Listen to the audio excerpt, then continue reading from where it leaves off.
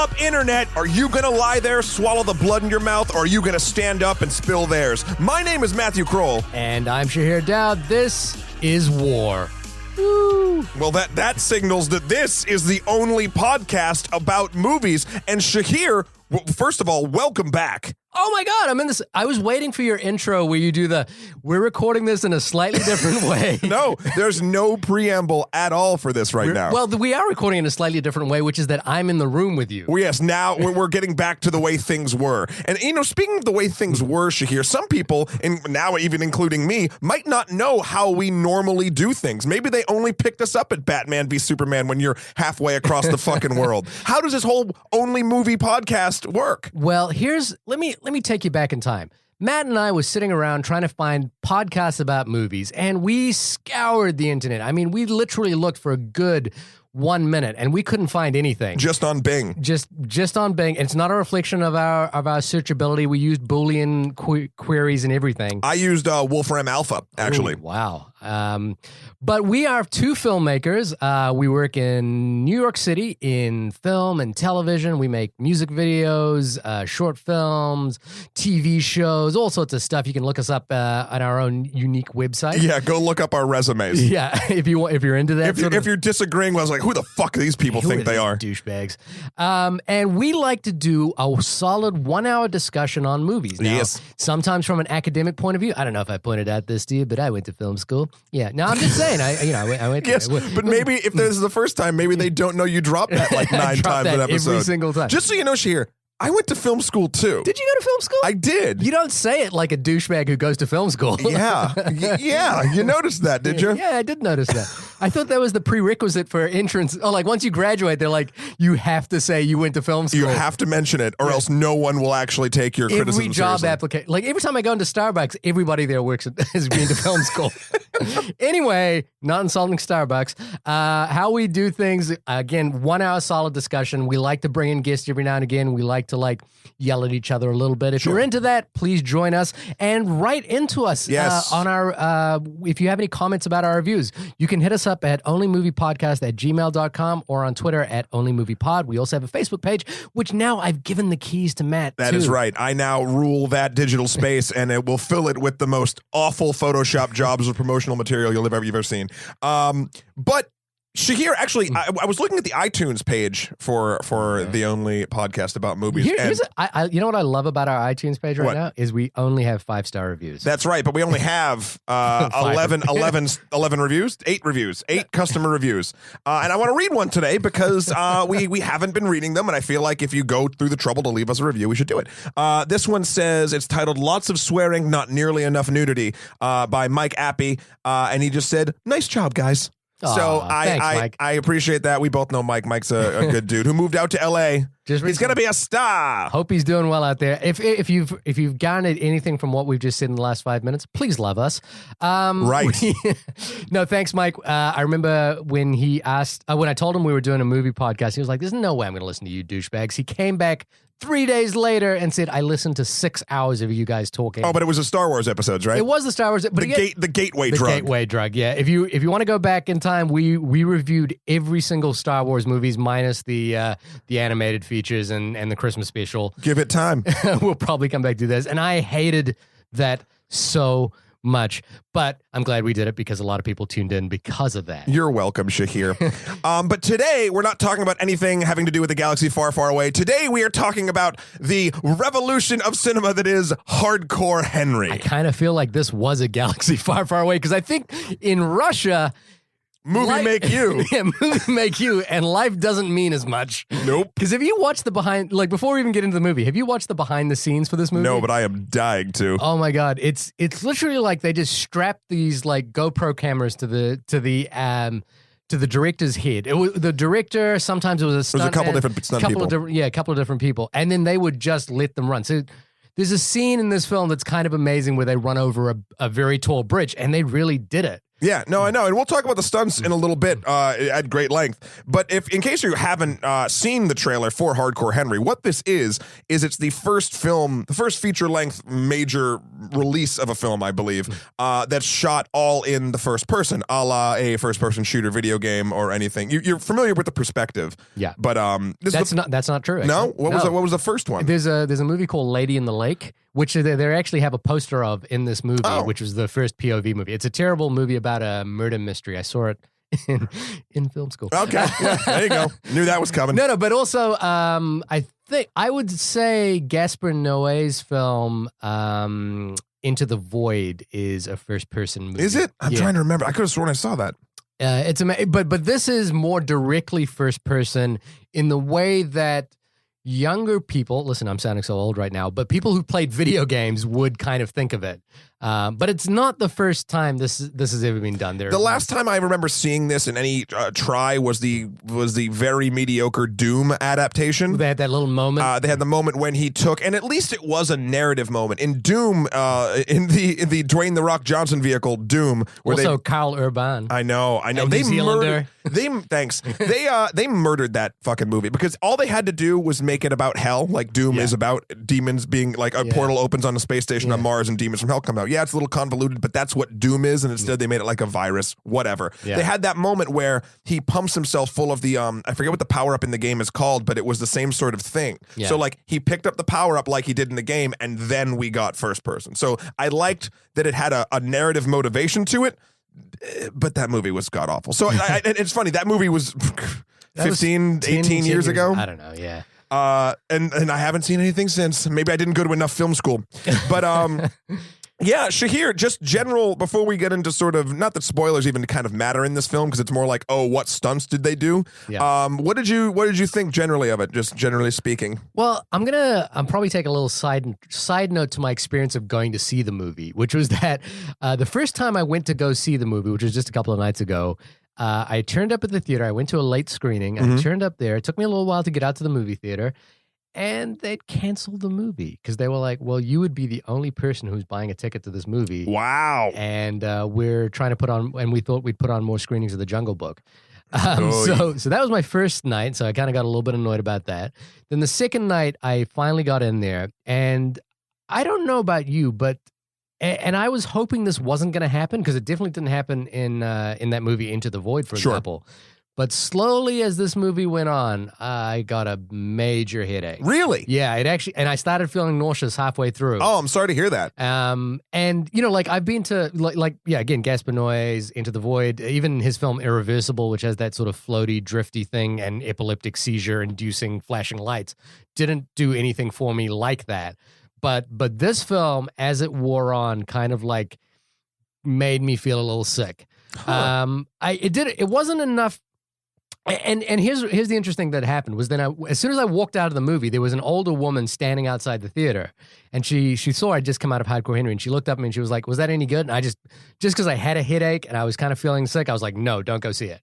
And I trying to save an older lady. Yeah, well, that's the thing. I think I made a stereotype response because I was like, "She's an older woman; she won't enjoy it." She could be fucking all pro league COD player, and you don't even know it. I don't. Yeah, I mean, she could be calling my mother a whore on Call of Duty right now. I don't know. No, Shahir, she would be saying that she fucked your mother. Oh, is that what she did? Yeah. Oh, God damn it. Yeah. Anyway, so I didn't enjoy the experience of the movie, and my initial reaction when I walked out of it was that I didn't enjoy it. But the more I thought about it, the more here's the thing. I appreciated what this movie did. Yes. And I enjoyed it on the level that I enjoyed Crank. I think Crank is so fun. Yeah. But I do think Crank is more fun than this. Now, the thing... Only because Jason Statham is a lovable screen presence. But that's exactly the reason why. Because this is missing the kind of characterization that makes this work. And the thing that, I was kind of going into this movie for, it's directed by first-time director Ilya Naishuller, who's a Russian filmmaker. He is the lead singer of a band called Biting Elbows, who whose song played at the start of this, at the start of this podcast. Bad motherfucker. And he did 2 music videos for Biting Elbows, one called The Stampede and the other one called Bad Motherfucker, in this style, this first-person style. And it was based off that Timur Nebekotov, whose name I'm going to butcher. He did the Wanted movies, and I think he did Abraham Lincoln, Vampire Slayer. I like that movie a lot. Surprising no one. He might have produced, I can't remember exactly what his role was in that film. But anyway, after that music video went out, which got like 23 million views, viral hit, they basically said, come here and make a movie in this style. And the thing that got me worried about that, which will lead into our discussion, hopefully, is that I'm not sure this style can sustain 30 minutes. Like, did you... Well, I'll sort of tell you my experience about it now, and I'll answer that question at the end. Sure. I saw it, just sort of me and Steve Buja from Same Night Movie Review fame. Yeah. We went to go check it out, and he and I sat dead middle. Yep. We purposely did, knowing that the sort of motion sickness thing could happen. Yeah. Did not happen for either of us. I think positioning is key as well. Where were you sitting? I was kind of slightly off to the right, but far enough back so it wasn't. Maybe I should have been a little bit further back. It's from what I understand from people that I've talked to who have seen it. If you sit in the middle and back, or just from the direct middle of the theater anywhere back, but it's still in the center, it's great, and you don't get motion sick. In fact, I was shocked. I was looking up because I didn't feel anything about it. I was looking up on the internet, like, there has to be an article about who's getting sick at Hardcore Henry. Yeah. And most of the articles I found were about how people weren't getting sick, which was strange. But they're like, yeah, if you sit in the front, you're going to die, which I never understood. People sit in the front anyway. If you're going to go see this movie, if you haven't seen this movie already, stop the podcast and go do that. But the second thing is that don't get that front row seat. But to answer your sort of question about like why Crank worked and how it was missing that sort of that persona or whatever, Shahir, I mean, you're coming off as the old man right now, because me, as the consummate gamer that I am, being a 33-year-old gentleman, I gotta say, maybe it's my narcissism or whatever, but having me be the character felt really good for a change for a film. Right. And 100%, like, and some characters we'll talk about later, there's definitely like the acting in this film needed work from the characters, for everyone except the main guy who doesn't speak. No, Jimmy. Oh, now Sharlto Copley. Yes, he was my Jason Statham in this, and we can get into it in a little bit, and because I feel like it's kind of the only possible spoiler, which we'll get into, so I don't want to say it right now. But his performance overall really kept me engaged. He was the lovable NPC character that... Do you know what NPC means? I play video games, and I'm going to get into why. Okay. I just want to make... This is a PlayStation. No. So he was just sort of that lovable character that I would put in a party. Like, if this was a Final Fantasy, or if this was anything else where you could sort of choose your team, like, I would pick him in a fucking heartbeat, because he makes the sort of generals, like, the stuff I understand what's going to happen moving forward. He was like the spice that made the meal like infinitely better for me. Sure. So I didn't mind, because he was such a strong presence. Yeah. The fact that I was supposed to be Henry. And maybe that again comes from my conditioning of just playing a ton of games. It's funny because at my screening, they gave me a comic book, which was kind of like some filler information. Right. And in the comic book, there's like an opening message from the director, and he talked about how one of his greatest successes for the film was that a person watched it and said, oh, that bit where I was like stabbing that dude in the face and then I jumped out of the building was really cool, but I didn't understand this thing. Yeah. And he said that was his biggest triumph, where the audience person who watched it envisioned themselves as the character. Yeah. I didn't have that experience. I never felt like it was me being that character. But I got to admit, when I play video games, I don't think that either. I don't think it's me. I think it's like a character that's being written who has a certain personality. So sure, like, it all I depends love on the game too. But like I do some deep like deeper than role playing in games sometimes. Like, for instance, my father, who was on the last episode of the podcast, great episode by the way. Thank you. Dad sounds like a kick-ass dude. He's a good time. But I made in the new Fallout 4 game, I made my main character my father. I made him look exactly like my father. And not only that, every decision that I have to make in that game, I have made based on what your dad would based do. on what I think my dad would do. Sure. And that's great. Now, here's the thing is that, so we're into this thing, and as you guessed already, if you've played any first-person shooter in the last 10, 15, 20 years even, and I say 20 years because there's one particular game I want to call out, Okay. then you know, then this movie is basically a live adaptation of a video game. Even though the director has come out and said, we don't want this to feel like a video game, we want this to feel like a film, a cinematic experience first off. But I some of the reviews that I've read that I kind of do respond to are suggesting it's kind of like watching your best friend play a video game, which was kind of my experience, which is that I never really felt like I was that character. And I think I would a little more if I was playing the game myself, but at the same time, I just don't think it's there. Now, the other offset reason that the video game comparison comes up is that narratively, this film has all the narrative cliches that we see in video games that we forgive because they're video games. So for example, but that said, I'm glaring. Yeah, I know. Could you hear the head turn slowly, audience? No, but you would have to admit that say, for example, a game like Serious Sam or even Duke Nukem is filled with video game cliche that are kind of fun because it's in that medium.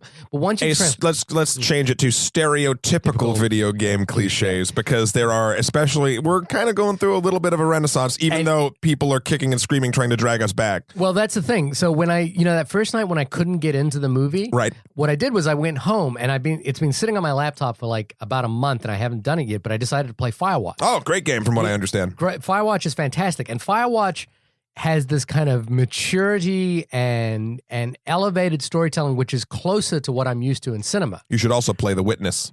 I've heard that's great as well. Yeah. So there is this whole renaissance of great storytelling in first-person games. And I feel like Hardcore Henry is sort of more of a harken back to those older games like Duke Nukem. Now, Half-Life 2 is, I think, one of the high watermarks for a video, for even just a viewing experience. I think, like if Hardcore Henry was like Half-Life 2, that would elevate it into something different. Well, I mean, if you want to, I understand that. I mean, you want to say what has a better story, Hardcore Henry or Half-Life 2? Half-Life 2 has a better story. Now here's the thing. I'm not sure. I don't know if it actually has a better story, because I didn't actually mind the story in Hardcore Henry. It's just that because you're playing through it and you're engaged with it in a different way than you are with watching Hardcore Henry. No, it's a better one, because look, Hardcore Henry at its absolute base, until a actually very nice twist at the end, which I enjoyed and didn't fully see coming. Right. The Hardcore Henry is Mario. You have to go get the princess. You have to go save the girl. Go save the girl. Go save the girl. Go save the girl. Oh, she's not there. Got to go somewhere else to save the girl. Yeah. Oh, now you got to do this to get this to save the girl. Go save the girl. Whereas Half-Life had fucking political intrigue and who's controlling what, and it was a much more of sort of a political theater behind all of the random shooting and gravity guns that like really drove me in. And yeah, of course, when you're controlling something, you have more of a tie to it. Yeah. But I think I've been trained, and I think a lot of people in the generation, my generation, even back, just that have been trained with games, like you can do that. Like you can just I'll watch people play first-person shooters and still get the same effect. So, I think that's sort of the same thing you were talking about. Right. Yeah, I mean, the thing about this movie, and actually right after this we should get into spoilers, is I can't unequivocally say everyone should go see it. Like, that's kind of what bugs me. But again, would that old woman who was standing outside my theater, would you tell her to go see this movie? I would say it's different from anything you've seen before, and if you're not in the mood for something that you might hate, don't go do it. Like, I'd never oversell it, because I feel like overselling something like this, which at its core is just a really well done concept piece. Yeah, I did appreciate the film. Yeah, like I think you can't be like, but here's the thing. I bet you there are like 13 or 14-year-olds or whatever out there that went and saw this, and it's their favorite movie now. Sure. Now, and I'm not saying that's good or bad, because favorites are favorites and people love what they love. Yeah. But like, this was just so different. And the last thing I'll say before we get into plot is the fact that it was so different. It even if like it just felt so refreshing in a weird way. Yeah. It was something that I had never seen in a movie theater. And those moments are few and far between these days. And you know, like we go back and talk about Marvel movies a lot. We talk about superhero movies a lot. And I think Shahir, stop bringing up Marvel. There's something about this story told in this way, which I did find more refreshing. And I found myself more engaged in like what's happening and what's going on and what is this person doing? What is this person I like doing? figuring out the world. Yeah, more than I did in, say, a Deadpool, where I didn't, you know, I wasn't that engaged in who was good and who was bad and what was going on. But Deadpool had a more compelling main character. Right. Deadpool is a character piece. This is what would this be? Yeah, and the thing that I kind of would wish for is that if either Deadpool had this kind of storyline where I was kind of, or maybe even this kind of format where I was a little bit more engaged, or if Hardcore Henry had more of a Deadpool type character and that was actually interesting. So I'm kind of like one half dozen of the other. Ultimately, I enjoyed, even though this experience left me nauseous, I still enjoyed it more than Deadpool. Oh, wow, really? Yeah, I think I did. Because I think it left me more to chew on than Deadpool did. I mean, yes. I mean, there's more to discuss. Yeah. But I will say I unequivocally like Deadpool more because at the end of the day, I'm a character guy. Right. Like, and while Sharlto Copley's character of Jimmy, who will explain why he's awesome in a second, he did a good job for me, just keeping my interest from a character perspective. Well, it's funny. He didn't until it revealed who he was and how he was doing things. Yeah. Before it was like, how's this happening? It was a very lost moment. Right. He did that enough for me to sort of get over the, okay, I'm cool with this threshold. But Deadpool is just, I don't care what the story is, as long as Ryan Reynolds is fucking killing it, both literally and figuratively on the screen. And just making the whole thing a good time. If Sharlto Copley wasn't in this film and his character wasn't in this film, because you could argue he doesn't need to be in this movie. I mean, a character like that does, though. He's the tutorial guy. He needs to be in it in order to help us through the movie, but he's actually not functioning narratively in a way that needs to be there. Well, it's funny. He does need to be there for the story that they build, especially near the end. It all kind of ties together with the bad guy and like what's going on. But the way you even sort of just figured that out, like right now as I said it, it's like it doesn't like this is not a movie trying to tell you the story. Like you could still do this movie without that. It would just be less. Yeah, exactly. But it would not take away from the technical and sort of originality acumen of doing a movie in a full first person view, an action movie. And I'm a big fan of that music video, the Bad Motherfucker music video. I think it was exceptional when I saw it. It was so exciting, so refreshing. That I was, I'm very supportive of this director. I like this kind of energy that he's bringing to this. I like that he's trying things in this way. And I think even beyond the kind of whiz bang of seeing things this way, he's got a lot of technical acumen, which is better than most people do. Like his action scenes are really easy to figure out where I am, even though he's like throwing the camera around. Even the hand-to-hand shit. Yeah. Like I was worried about that when I saw some bits and pieces of the actual fisticuffs in the trailer. I was like, that's going to feel weird. Yeah. And it didn't to me. It didn't. No, he does a really good job of that stuff. And then his actions, because he's one of the writers on this film as well, his action writing is actually really inventive in the same way that Crank is. He's clearly, and we should caveat this right from the get-go, which is that this is a movie that feels like it was written for and written by a young male who loves video games, because this is not stereotypical young male who loves video games. Stereotypical young male, because this is not gender positive in any way, shape, or form. This is very aggressively violent. It's funny. It's aggressively violent. The stuff takes place in a strip club. There's topless women everywhere. Yeah, the way women are portrayed in this film is not The only woman I felt something for in this movie was the woman you see her in the trailer when he's sliding down the escalator and they accidentally kick her and her face goes smashing into the escalator. I was like, and as soon as I say that out loud, like it's kind of like a well doy kind of moment. Sure. So this is not meant to be that kind of film, but it's very aggressively not that kind of film where I feel like a young girl is going to hate this movie. Possibly.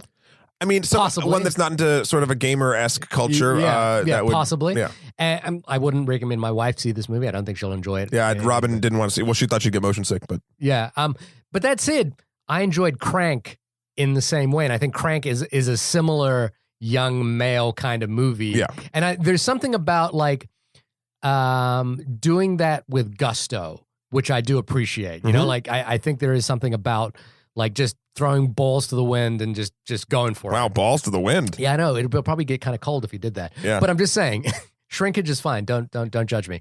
But there's something, like let's talk about my balls as we talk about young male video games. No, you just keep digging that hole. I'll just be right here, not digging. Yeah, this is me calling you from the hole. Help me, man. Yeah. Help me. No, I do I as much as the experience was uncomfortable for me, I did appreciate this movie on some level.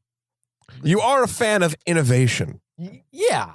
And there's a lot, this movie has a life to it that a lot of movies don't. This movie has a life and a heartbeat and a pulse to it. And you can tell the people that made it really care. Yeah. Like in a weird way, like it's all about like, they love this movie. The director and actually Charlton Copley, who is a big he was a producer and / co-writer. There was a Kickstarter to this movie as well. So because they needed stuff to finish it. They had shot like 2/3 of it or something. Yeah.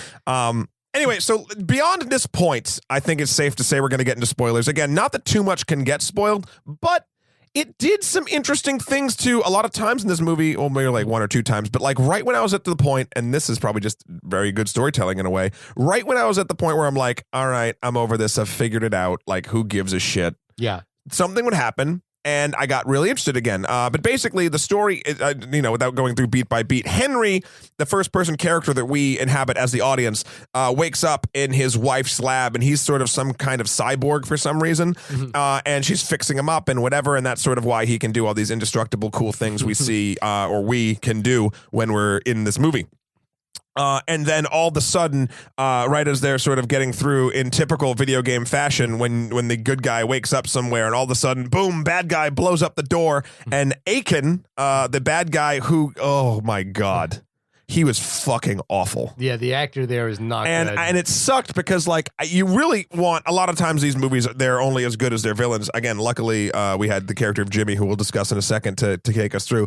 But Aiken was basically like a cross between every generic Call of Duty villain that wasn't Frank Underwood, and then also a little bit of Johnny from The Room. Yeah, a little bit of that. Like he slipped in and out of an accent, and like he got weird and then not weird, and then I don't know. He was just a bad, not cool, just off villain.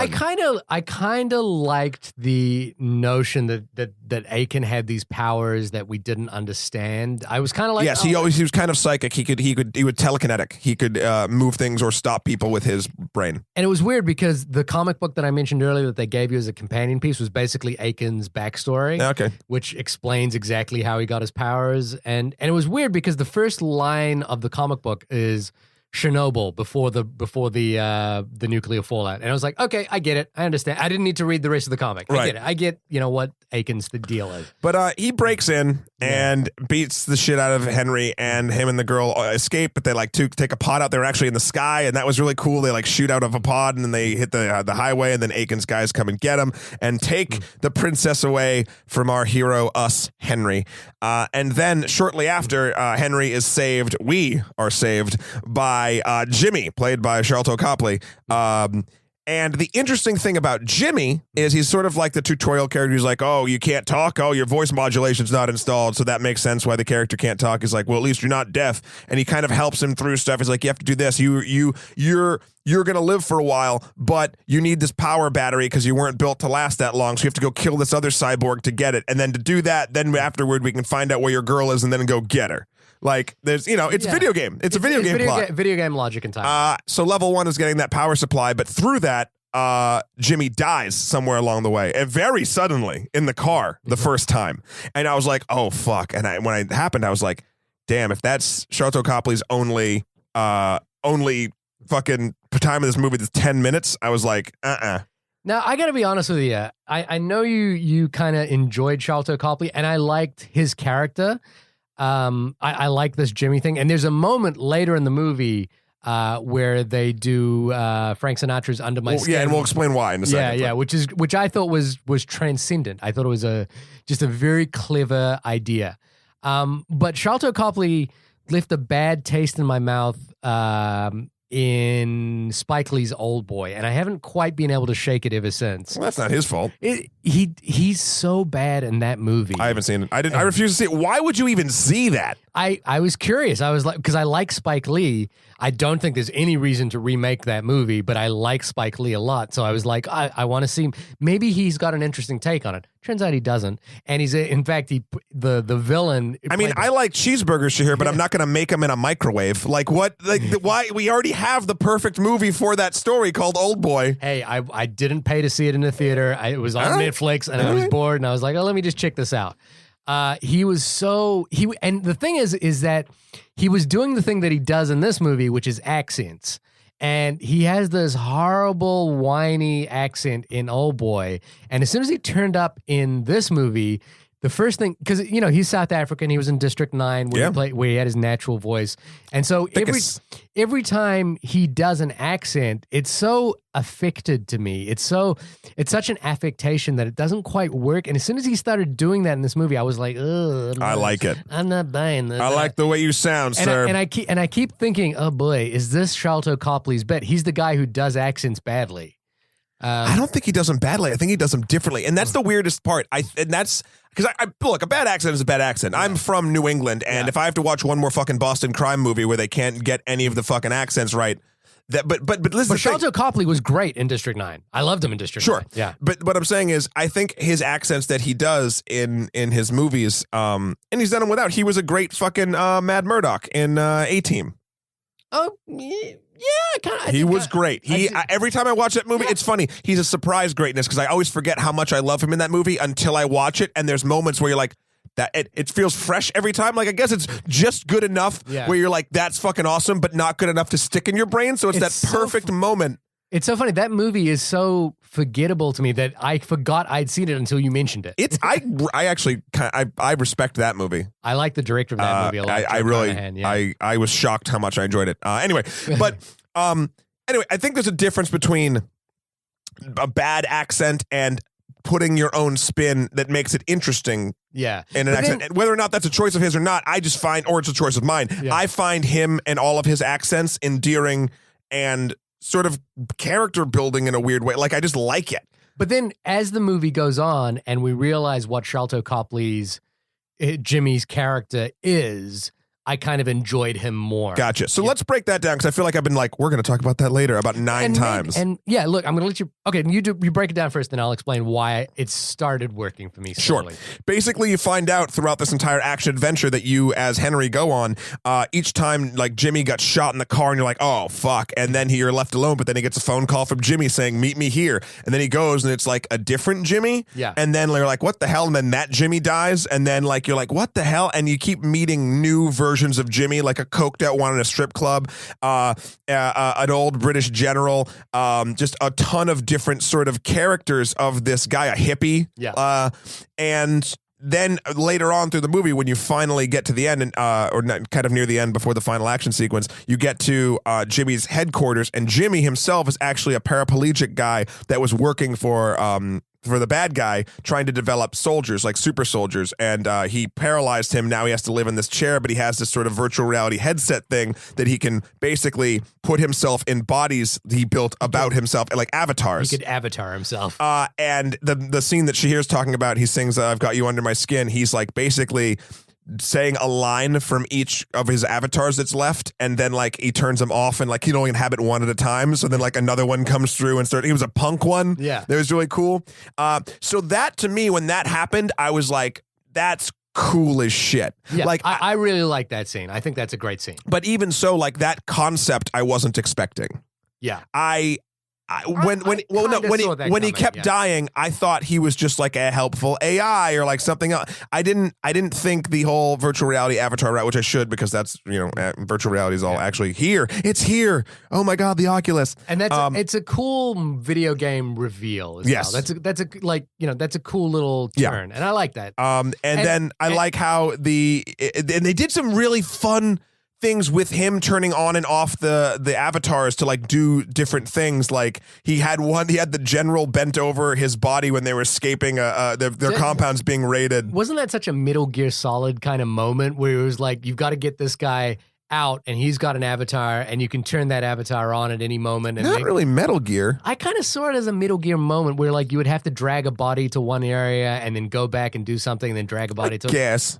Sure. Yeah. An escort mission. I mean, video games have escort missions all the time. Yeah, it was basically an escort mission. And, like when that reveal kind of happened and you realize that basically every avatar was like a different expression of the central paraplegic guy's personality. And he built them. There's a story moment in it where he's like, I got to live out every life I've ever wanted to live out. Yeah. Like it was like an actual character moment of like, oh, this makes sense why he would do this. Now, I wish that the film had done that with Akon, the villain.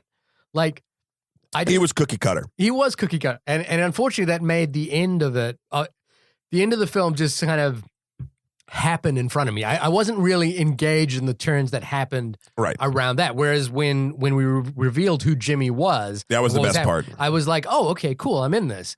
But then there's like another half hour or 45 minutes to this movie where... Well, the action sequence is what kept me through it. Yeah, and to me, there's a thing about the action sequences as well, which is, again... There was an escalation of action sequences. Sure. It was really... And they felt different. And they all felt different. And they did cool things. Like they did a motorcycle chase. Oh, God bless. A running chase, a climbing chase, a tank scene. Yeah. Now, the thing is, those scenes would just happen sequentially without much connective tissue holding them together. Like, I was just like... Wait, we're in the forest now. What? No, and then a tank's attacking him. What? And then we're in this compound. How did we get here? No, I think, and I'm going to kind of challenge you on that. I think they did. I'm not saying it was. I'm not saying it was like super adept like storytelling, but they gave enough connective tissue for me to get those moments through. I was expecting much less. Right. There was a couple things I was hoping they didn't do, and they didn't do. One, I didn't want them to try to make it all look like one take. Yes, they marry sort of takes together, especially in action sequences, to make it feel more visceral. Yeah. But for the most part, they didn't. They actually cut. There were moments where the movie cut and it's a little bit further down the road, like if he's running or if he's doing something transitional. Like, I appreciated that they appreciated my time. Yeah, yeah. Because it's funny because in Firewatch right now, every time I have to like get from one end of the map to the other, I get a little fast travel. I get a little bit annoyed. Like I'm like, oh God, why are we doing this? Is there fast travel in? There's running. Oh, in like Fallout, once you've discovered a place, you can fast travel, which actually breaks the narrative quite a bit. Yeah. But yeah, no, Hardcore Henry did a good sort of balance point. Yeah, of that. I think, and they did the thing where they would like glitch out his screen or something like that. So like the story told enough to me to get me to the tank, to get me to the helicopter. Now we have to go. How did we get to the tank? Okay, it was in the woods. Hold on. Well, here's the other thing you have to understand about the story. And once you've seen it 2 or 3 times in the movie happen, you just understand. And you just go with it because it's a consistent thing they've built in the world. Akon. Yeah, Akon. No, not him. Akon. Is that your Sega rendition? No, it wasn't like he's Akon, the singer. Oh, Akon? Yeah. No, it's not him. This is Akon. No, I know that this isn't. Oh my God. No, yes, it was Sega, Shahir. No, so his. There you go. Yeah. He would have been a better villain. Smack that. Do. Smack that. Oh. He would have been a better villain. He completely made me lose my train of thought. I'm back, baby. Oh yeah, great. What was the question? What were you asking me? See, you've lost your train of thought even in the question, the question was fundamentally about how the train of thought got us to the tank. Right, which you kept trying to break from me. So they were on the highway chase scene with the cool thing where they throw the grenade in the van. The highway chase scene. The highway chase scene was out the door of the parking lot of the strip club. They got on the hippie's motorcycle and he was in the sidecar and they chased them away. So here's the thing. Wasn't the hippie, the strip club was in the city and then they got on the motorcycle and suddenly they drove out of the city. They drove out of, you saw them drive out of the city. We're in the countryside for some reason. But I don't know, who were we chasing? Well, I remember my point. Ha-ha, we're back. Something you have to accept about this movie is Aiken's men are everywhere. They are AI bad villains. They are everywhere. They're the guys that come in from all screens. They're the respawning bad guys. Yeah. They're bad military people. Yeah. Bad motherfuckers, if you will. Yeah. And so once that happens, once a bunch of them happen, then a guy with a flamethrower comes out and hits a bus, and then this other thing, you're like, oh, they're just going to keep coming. And actually, there's a narrative, slight narrative reason. You actually find out right during that scene of Under My Skin, you find out that Aiken is actually, he has a tracer and can actually see everything that Henry sees. Right. Well, no, didn't that happen earlier, though? And they cut the tracer out. That was later. No, they discover it in there because that's how they found Jimmy's compound. And Jimmy was pissed because he thought that Henry was spying on him for Aiken. Right. See, you just didn't pay attention because you were feeling all nauseous. So there were reasons why there were always swarming enemies and why the tank could find him and why, like, they did enough. But it was tenuous, though, right? Like, there's no. Yeah, but think about it. I've played enough video games where they don't link that shit together, and it bothers me. As long as, they did it with a hand wave, but they did it. Like, and again, I'm not expecting high art sort of like super deep meaning storytelling from these characters because they didn't sell it to me like that in the advertising. And throughout the movie, they never lied to me, telling me this was going to happen, make me like super care about a thing. Even his wife is so cookie cutter and kind of unbelievable. Like, you don't buy her as a scientist. Like she comes on screen and tells you she's a scientist. That she's developed all this technology. She tells you that like she loves him. She looks all of 21 years old, and you're kind of like, I don't buy this. Yeah. So, no, but I do think they did enough connective tissue for me to keep. I've seen films shot regularly that didn't do as much. The thing is that it did the thing that video games do, which is that you escalate scenes by adding more hardware. So suddenly a tank comes out of nowhere. Suddenly a helicopter comes out of it. Suddenly a guy wearing like a mirror ball suit has a flamethrower, walks out in the middle of the street. But again, a movie like Crank kind of has more of a filmic storytelling mode, which is that these characters say, okay, we've got to go to this place in order to get this thing. I just think it's telling the story differently. It's telling the story differently. And again, I think if you watch this movie with video game at the back of your head every time you think about it, then it's an acceptable mode of storytelling.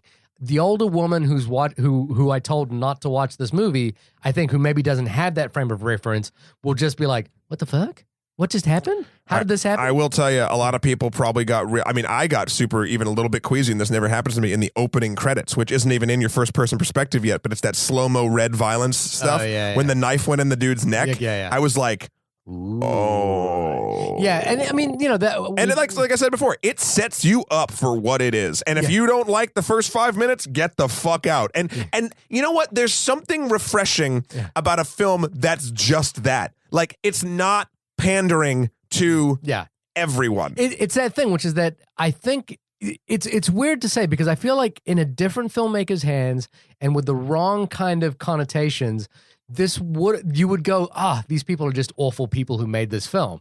But there's something about the way the form is used, the first person perspective, and the way that opening that you just mentioned sets it up, where you kind of go, these people know what they're doing is aggressively violent and video gamey and hypersexualized, and it's okay to, and I'm like, it's okay to have a movie do that. Sure. As long as the filmmakers know what it is they're doing. And another example, for example, we talked about Batman v Superman, was it last week? Oh, did we? No, it was 2 weeks ago. It was 2 weeks ago, whatever. Welcome back. Zack Snyder made Sucker Punch, and I feel like Zack Snyder with Sucker Punch was trying to do something that was subversive about female sexuality in comics and cartoons and anime, but completely missed the point. Yep. And kind of like shot himself in the foot by like having these hypersexualized No, girls. Shahir, but they're imagining their way out of a mental institution that's actually they're imagining it's a brothel. Yeah. Anyway, what I'm saying there is that Both horrible anti-power fantasies. yeah, in this film, I feel like the makers kind of get what they're doing, Yes. and are just going with it. Whereas I feel like in say something like a Sucker Punch, there's a kind of misguided approach. Right. Well, I even say this, Bad Motherfucker, the video. Yeah. You know what always bugged me about it? Because the video itself is wonderful. Yeah. Is the title frame? The title The title frame, yeah. There's like a second and a half where the character in Bad Motherfucker runs across a roof and two women with huge breasts are sunbathing. Yeah. And he like looks at them for a second and runs away. And it's like a funny little cute moment, like just real quick. It's the fastest of the fast scene. But it's the title frame. It's the title frame on the YouTube video. Now I gotta be honest with you. If I was like the producer of that video, that's the title frame. Of course. Because, but like, that's everybody clicks on it. And then you have to go the whole fucking high road, low road route. Like, whose fault is it? Is it the fault of the consumer that will always click something like that? Or is it the fault of the artist that is exploiting this thing that they know the consumer will always do? It's the circle of life, snake eating its own tail, same as it ever was, meet the new boss, same as the old boss garbage. Yeah. But so this movie, I just even seeing that still frame and seeing, but like, again, it's interesting you bring up Sucker Punch because Sucker Punch, you're right, missed the ball where this is just, it's so weird. It's got a different target. It's got a different target and it's unapologetic, but not to the point of preachy or making it seem like it thinks this is the way everything should be. Yeah, I don't think the film takes itself very seriously. No. Which is probably its major saving grace. It's the same thing. It's the same reason I love Crank, because I feel like Crank doesn't take itself seriously. Sharlto Copley was on The Nerdist. Okay. And he was talking about how he would only do this movie because he's friends with the director. And the director actually wanted to make it originally a much more serious sci-fi driven movie. Right. And Sharlto basically was like, no, like it won't survive that. Yeah. Like it needs to be self-referential. It needs to know what it is. It needs to kind of, not as much as Deadpool, but like wink at the audience.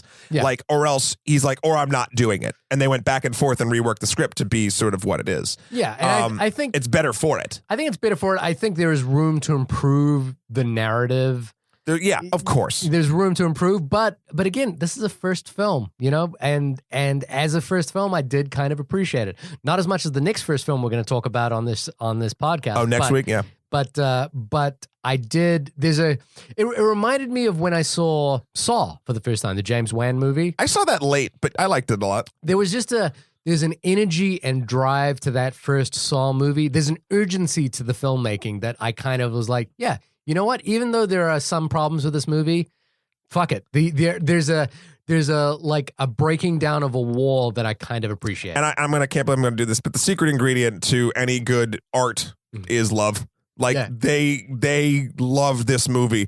The guys who made Saw, the first one, I think really loved the movie. They had something to show. They had something to tell. They wanted to make something. They wanted to share something, and they wanted to be like, look, I want you, the audience, to love this as much as we love this. So we're going to make it the best you can. And you can't say that about a lot of things, especially in a lot of consumery sort of nonsense days. So like, I will forgive a ton if behind the scenes you can feel that they really, really, really love what they're doing, because that's going to shine through no matter what. Like, I don't feel like this film is pandering. Like I don't feel and that's the weird part, because it totally should feel like it is, and it doesn't. I think if it was made, because again, we got to remember this is ostensibly an indie film, and it's not like doing gangbusters at the box office. I think it's 10 mil by now. Yeah, it's not doing huge money or anything like that, but it's doing well enough as it should. Yeah. So I feel like if this had been like a 4-quadrant kind of movie where it had gone through the studio system and they were like, how can we make this appeal to,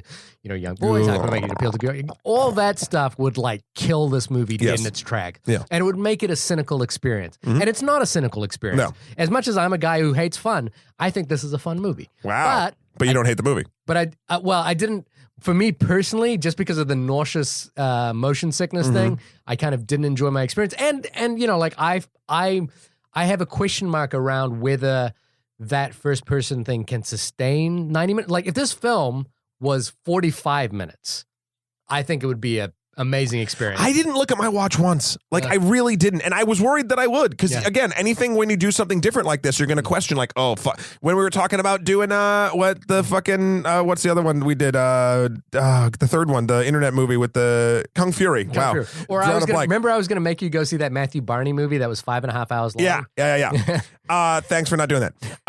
Still want to do that.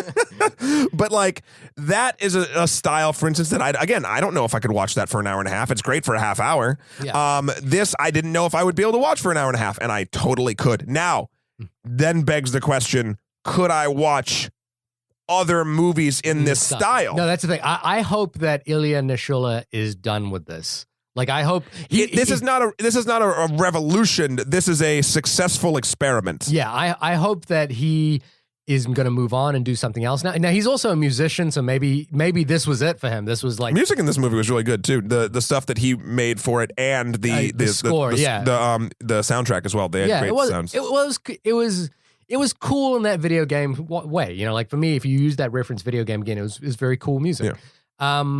I don't know what he's going to do next. I hope that he doesn't do this again. Like, I doubt he will. I don't think. There's two things here. I hope they don't make a sequel. They won't. They probably will. I don't think they will. If this movie makes enough money, it will. They will make a sequel. The second thing is I hope he, you know, like, again, this first person thing, they're done with it. You know, like, I'm just, let's move on. Like, cool. I'm glad you did it. I like the music video. I think you successfully managed to take that music video concept and extend it out close to my personal breaking point. But I think, you know, like you said, you didn't look at your watch once. I did once or twice, but I could, you know, like, it didn't overstay its welcome entirely. That said, the last third of it, you know, the final action sequence just kind of happened, and I was just kind of waiting for it to end. I'd say the one at the roof with all the dudes and the other cyborgs was my least favorite. And that's the last scene. Yeah, but it was fine. And then I really liked the Dragon Ball moment where Aiken was like floating and he was jumping across the bodies to get to him on the helicopter. Like, I thought that was really cool and a very sort of like final boss moment. Yeah. And I liked the twist at the end. I liked the woman was... So this is what sold me. Because every time, like I said, the narrative would make me drop, and I'd be like, oh, nope, they got me back. Yeah. The whole point of Henry, the character that you're inhabiting, was his wife, his girlfriend, or whatever. No, it was his wife, I think. Yeah. That she is actually working for Aiken, and she's developing basically a memory protocol. Like, they're building memories for their cyborgs. Yeah. To drive them forward, because they were making cyborgs, but they wouldn't have a will to fight. And so she's building this perfect memory of like, oh, I need to rescue. Like, basically, they're doing it in a sort of way to program these soldiers, these cyber soldiers, these brainwashed things, to believe in whatever they're going to sell them to fight for. Right. And that moment to me, I was like, oh, yeah. Now, could they? Yes, it was literally 2 or 3 sentences of dialogue to tell you that. Like, could they have done that in a different way? Could they have extended on it? Could they have done Jimmy's character better to like build the world? Of course. Yeah. That's not what the movie's about. The movie's about blowing shit up in a first-person perspective. Yeah. But I've liked that they at least did that. Every sort of weirdity that the story hit, they had a story reason for it. And I appreciated that, because a lot of these, and I think that, again, this sort of goes back to the concept. I feel like you can tell that he loves this movie that he's making. All the people making it loved it. It's that only someone that loves this would take this style and this material and give it enough connective tissue to really build it in a world. Yeah, I completely agree. I think you're right. I mean, I found that connective tissue a little bit loosey-goosey, but it is there. But the final sequence didn't do much for me. It just kind of kept going, and I wasn't that invested in it. The turn, it reminded me of a Universal Soldier a little bit. The Jean-Claude Van Damme movie. It's a slight extension of that idea in a different way, which is like in Universal Soldier, they were remembering their actual memories, whereas in this, they're creating new memories. Isn't it Universal Soldier that was actually supposed to be the script for Master of the Universe 2 before He-Man stock took a dive? Oh God, there's a whole thing. Like, they rewrote the plot. I know. We said we couldn't find any podcast, but there's an excellent podcast called "How Did This Get Made," which has a a full recount of He-Man Masters of the Universe. Oh, I gotta listen which to is that. which is really interesting. If only it existed anywhere outside of Shahir's thoughts. Yeah, exactly, because we are the only podcast about movies. Yeah. But so I kind of like that in that Universal Soldier-ish way, which is a movie I kind of dug when I was younger. And I did like the kind of escalation of villains, to the point where you get the big boss at the end, and who is the Metal Gear Solid guy? Hideo. Kojima.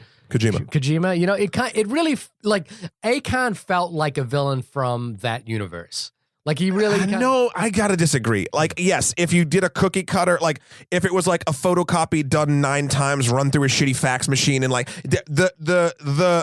the reason Kojima's characters are awesome, they're fucking weird, and Akon is weird. Yeah. Like, he's got that going for him. But, like, every character that he makes as a villain, or most of them, are so nuanced and, like, just really, like, there's a deep reason of why they're weird. Again, the comic book. It doesn't count. It doesn't count, but it kind of like, for me, it was like, and again, all I needed was the first frame. Doesn't count, though. He's not interesting. It's not in the film. He's weird. He's weird. He's supposed to make you feel off-putting, and he does.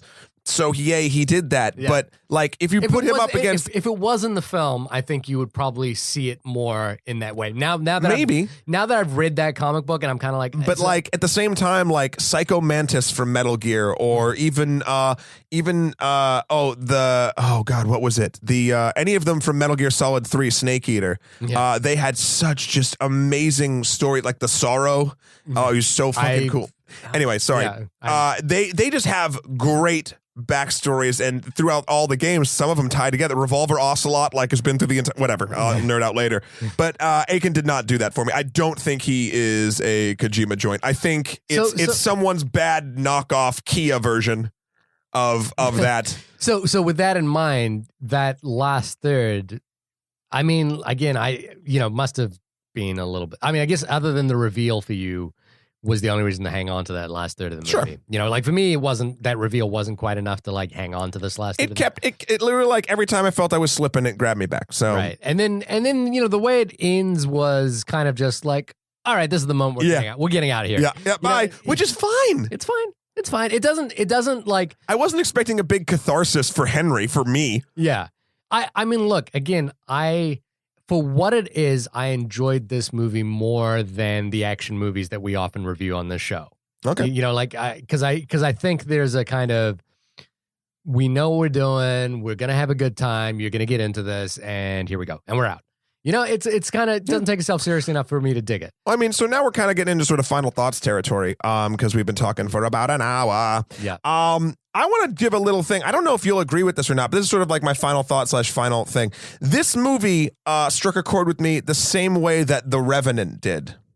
In terms of technique? In terms of the reasons that it's special. Now, granted, it's on the opposite sides of these spectrums. Yeah. But the reason that both of these films are special is the technical acumen of the people involved, and not the story. And let me sort of, I'll go into it a little bit. So both of them are sort of this weird sort of pinnacles of filmmaking, just on like sort of the Revenant side. It's the, oh my God, it was so hard to shoot in these climates, and they're using all natural light, and it took forever, and the planning that had to go into these sequences to actually get them done, to make them look like fucking paintings come to life on the screen. And on Hardcore Henry, it's the complete opposite, but like it's stunt to the highest form of the art that stunt work can be. There's not green screen in this for any of the actual stunts for the camera guy. Mm-hmm. It's always wire work. It's always, when you mentioned that scene where they're running on the bridge, they literally saw that bridge as they were driving home, and they're like, we should do part of the chase sequence on the bridge. And they stopped, no permits, it's fucking Russia. And they just ran across the top of that bridge, because I guess the director used to do that when he was a kid. Right. Like, so, I mean, it's amazing no one died on this movie. Like, this is a testament to stunt work, and I think only they had a couple bruises and someone chipped a tooth is like the only injuries that happened, which is insane. Right. So you take these two sort of, again, going for different things, but the technical aspect of it, just putting it up to sort of the highest level. I mean, yeah, both had subpar predictable plots to me. Both had main characters that had to do insane things to sell the film. Yeah. And both had secondary characters that stole the show, Jimmy in this and Tom Hardy. Yeah, just both were beautifully done, technologically speaking. Like, I wouldn't give a fuck about Revenant if it wasn't shot the way it was shot. I wouldn't. You know, it's funny because I think the way you just described that was kind of more you're taking a knock at the Revenant as opposed to like lifting this film up. I'm putting them on the same pedestal. Well, I mean, I guess culturally, sure, but like I think they're even. I think they're completely different. I do, because for me, if you go back to that Revenant episode, the narrative of the Revenant kind of did resonate with me a little bit more, and I kind of did appreciate the Revenant storyline a little bit more. But it was still generic. It's a revenge. It's this guy killed my son. I need to kill this guy. Yeah, and it's been a while since I've even thought about that film, but I could totally see it in the way you're framing it.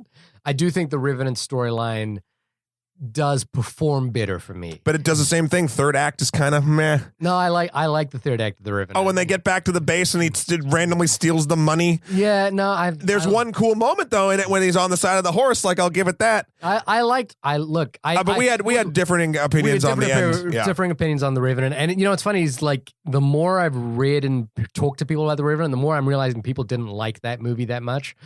Whereas I kind of enjoyed the experience wholeheartedly. I liked it fine, but I liked it like I liked this movie. Yeah, and I think what you're doing is you're taking a shot at the Revenant, and that's fair enough. I can't disagree. Let's put it this way: I'm taking a shot at the pedestal that it seems to be putting it on, and taking the chunk I shot out and kind of stuffing it under Hardcore Henry. So just kind of get, because it is in my head. And it would be amazing if Hardcore Henry had come out in October of last year and was up on, like imagine the chaos it would have been if and the nominees for Best Pictures are Hardcore Henry and The Revenant. I know. It would have been crazy. But what I'm saying. Why not though? Like, this is the thing to me is like the part of me that agrees with you says, why couldn't it be? Because you're saying the Revenant didn't have much of a storyline for you, but it's technically bold and beautiful. It's wonderful in the technical aspect of it. And for you, Hardcore Henry is the same thing. I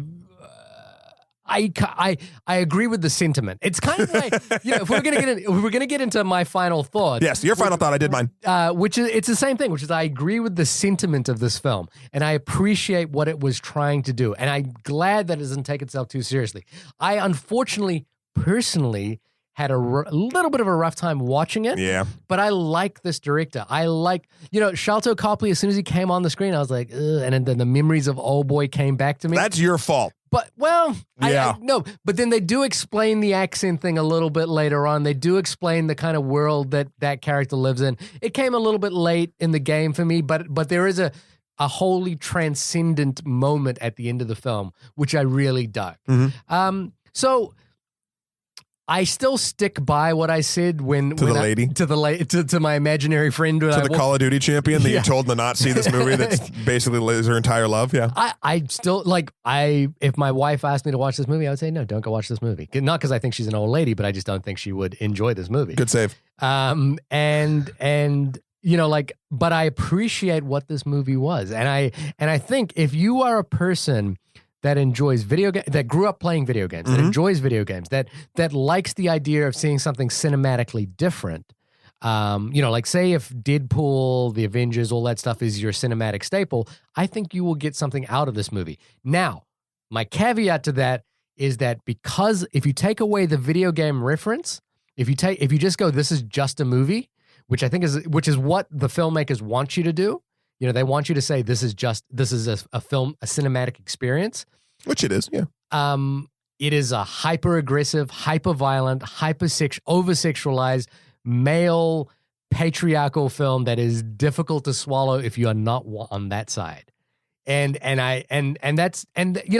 So for us, and I think the people who listen to this podcast, who I think are a lot of guys,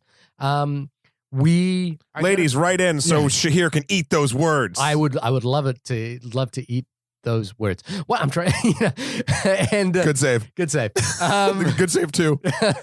But and it's weird to say that because ordinarily those kinds of caveats would make you not like. I agree. Would make you hate this movie. But for some reason I don't. Yeah, it doesn't seem like you hate it. No, it's the same reason why I would put those caveats in front of watching Crank, but I enjoyed Crank, Yeah. And I think it has to do with filmmakers wanting to try something different, not taking themselves too seriously, and genuinely wanting to engage the audience. All you need is love, Shahir. That's all you do. All you need is love. See, even I can enjoy fun sometimes. I know. You came back from New Zealand and all this.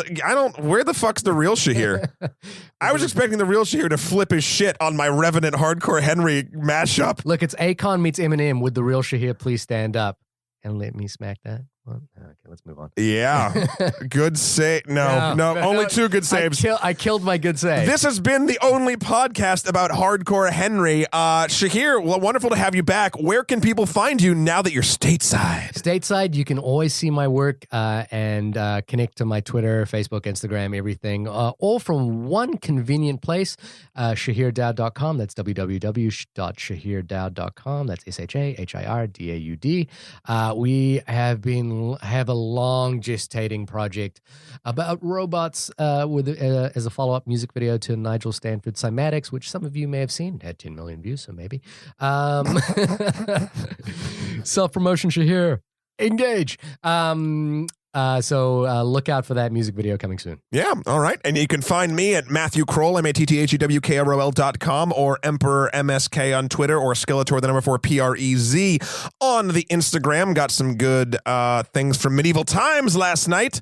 Ooh. Hey, shout out to we out and partied with the Knights afterward. I went to Medieval Times for my birthday. Shout out to the Black and White Knight and all of his friends that came out to the Jersey Beer Hall after the fact. That was a good time. My only reference of Medieval Time is the cable guy. And we watched it before we really? before we did it. What is it? Jim Carrey's when he's like running at him, he's doing a Star Trek. Where Yeah. This has been the only podcast about Hardcore Henry. Write us an iTunes review, 1 to 5 stars. We'll read it. And onlymoviepodcast@gmail.com or at onlymoviepod. yeah, and now Shahir and I will fight to the death because next week we get a little witchy.